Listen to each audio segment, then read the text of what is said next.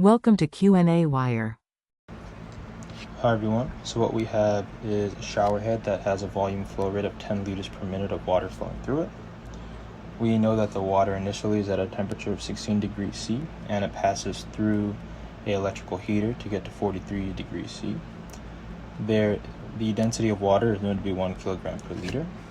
And we also have a heat exchanger that is taking the water that is drained out at 39 degrees C and exchanging heat with the incoming water to reduce the electrical work that's required. We know the efficiency of the heat exchanger, we're going to vary it between 0.2 and 0.9.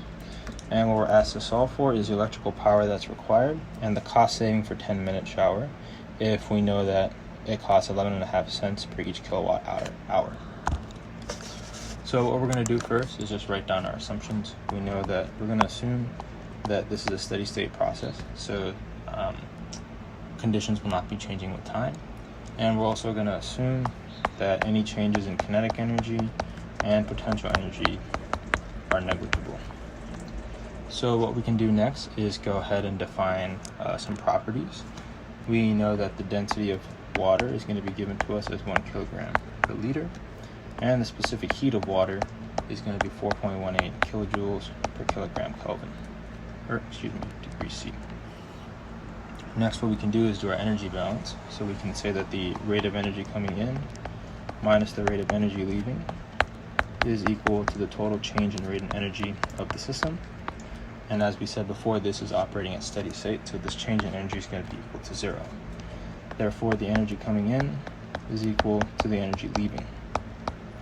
But we can go ahead and break this down into its constituents and say that we have work coming into the system plus the enthalpy coming into the system, and what's leaving the system is just the enthalpy as well.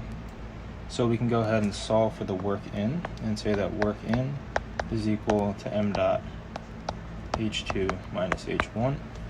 We can further expand h2 and h1 in terms of temperature, pressure, and volume, and say that h is going to be equal to U times PV. So we can expand this and say that this is going to be equal to m dot C T2 minus T1 plus specific volume P2 minus P1.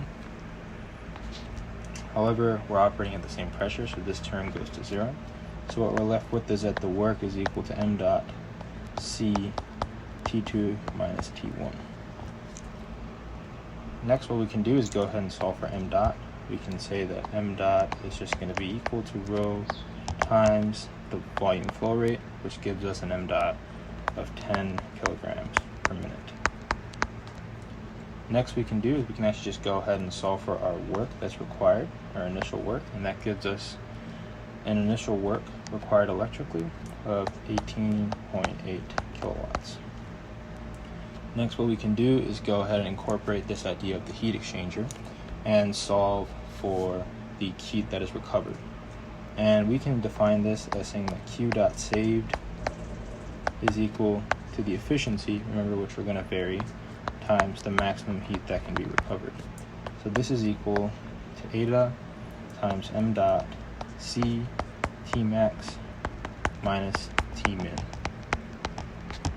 Now this changing the eta is going to give us a different amount of Q that is saved. So I'm going to leave this in terms of variables right now. And what we can do is we can translate this into the new amount of work that is needed with the heat exchanger, the new amount of electrical work. So we can say that's equal to W dot new power, is equal to W dot old, so the initial power that was required without the heat exchanger, minus the heat that is recovered. So this will be equal to W dot old minus eta m dot C T max minus T min. And we can actually translate this into a monetary benefit, a monetary saving, and we can basically say that the money that's saved is going to be dependent on the power that is saved.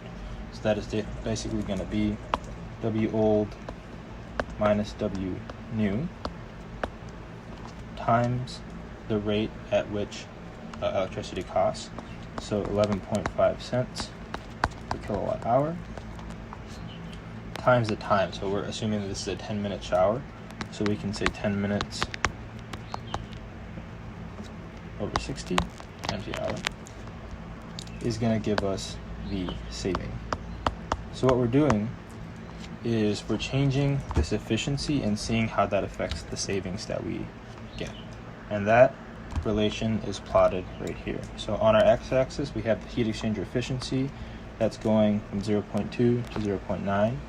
And on the y-axis, we have our savings in cents. So as you can see, as our heat exchanger increases in efficiency, we're able to save more money with this new heat exchanger.